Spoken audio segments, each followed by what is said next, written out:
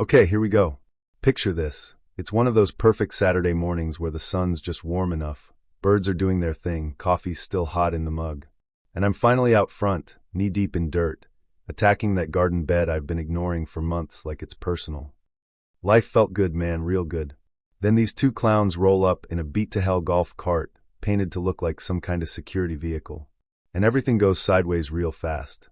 They hop out wearing these cheap polyester uniforms, think Halloween cop costumes but with even less effort, and march straight across my lawn like they own the deed. The guy's got a clipboard, the woman's got this sour look like she just smelled something rotten. They plant themselves right at the edge of my grass, and the man clears his throat real dramatic, like he's about to deliver the State of the Union.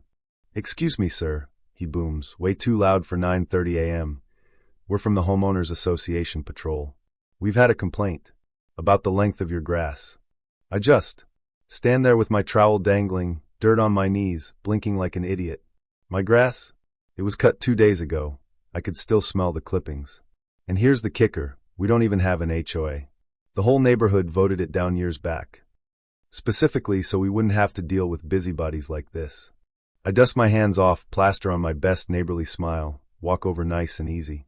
"Hey, I think there's been some kind of mix-up," I say real polite. "We don't have an HOA here." The woman rolls her eyes, so hard I'm surprised they don't pop out and roll down the street. "That's what they all say," she snaps. "We have records, you know." She jabs a finger at my lawn like it's personally offended her. "Your property is in violation of Section C, Paragraph 4, Lawn Maintenance Standards. We're issuing a citation. $200. Payable immediately. $200. For grass that's shorter than half the yards on the block." I almost laugh, almost. "Who are you people, really?" I ask, smile fading fast. The guy puffs up like a cartoon rooster. "We are authorized enforcement agents for the Greater Neighborhood Covenant Committee." Greater? What? I'd lived there 10 years. Never heard of it. Not once. My stomach starts doing that slow twist. This isn't a misunderstanding anymore. This is something else. "Look," I say, still trying to keep it civil. "I've been here a decade. There's no HOA, no covenant committee, nothing. You're standing on my private property right now. And I'm gonna have to ask you to leave." That was warning one, clear, calm, reasonable. They don't move. They actually step closer. The woman yanks out this ancient digital camera, the kind with the flip screen, and starts snapping away. My house. My little garden gnomes. Hell, even my welcome mat that says "go away" as a joke. "We're documenting the violations," she announces like she's CSI. The man nods, all serious. "If you refuse to pay, we'll have no choice but to place a lien on your property." A lien? On my house? Over grass? That's when it hits me full force. These aren't confused volunteers. This is a straight-up scam.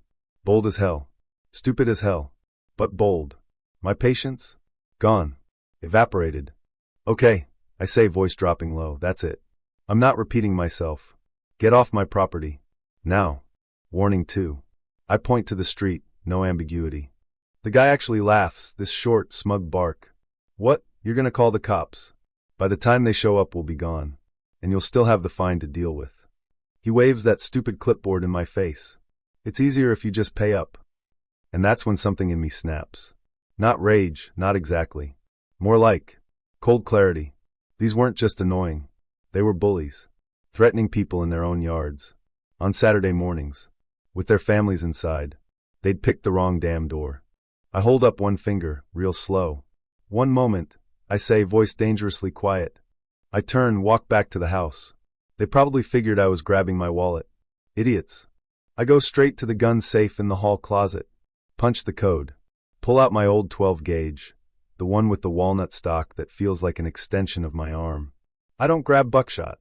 I'm not looking to hurt anybody. I load 2 beanbag rounds, the kind they use for riot control. Non-lethal. But trust me, they get your attention real quick. Like getting hit with a fastball to the chest. I step back outside.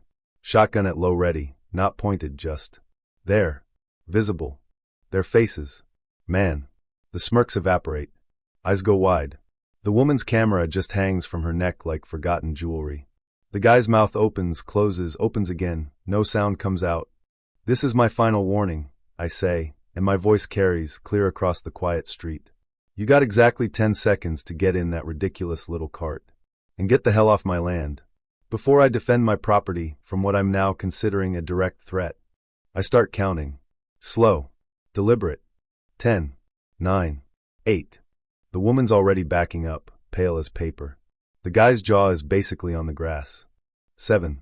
6. He finally unfreezes, stumbles after her, trips over his own boots. They dive into the golf cart like it's the last chopper out of Nam. Keys jingle, engine coughs, sputters, then catches. Tires squeal, actual squeal, as they peel out, fishtailing down the street and gone. I stand there another minute, shotgun still low, listening to the quiet come back. Birds again. Wind in the leaves. Beautiful. I go inside, lock the gun away safe. Then, just like they dared me, I call the cops.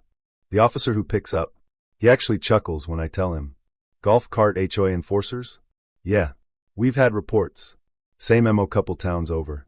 Targeting older neighborhoods, scaring folks into Venmo NG cash for fake fines. They took the description, the plates, I'd caught a partial. Everything. Never heard they caught him. But word spreads in these parts. They didn't come back here. Not once. Looking back. Yeah, it was stressful. Heart was pounding the whole time. But I'd be lying if I said there wasn't a tiny, petty part of me that loved watching those two arrogant faces drain of color. Loved hearing those tires scream away. Because here's the thing I realized later, sitting on the porch with a fresh coffee, still kinda shaking. Most folks are decent. They'll listen when you ask nicely. They'll back off when you get firm. But some people, they only understand one language, strength. Power. The willingness to push back harder than they push. And if you don't have that line in the sand, they'll walk right over you. Take your money, your peace, your dignity, all because they can. I don't go looking for trouble. Never have. But that day, trouble came knocking, and I answered the door. So, what do you think? Was I right to grab the shotgun, even loaded light, or did I cross into crazy territory? Where's the line between standing your ground and going too far?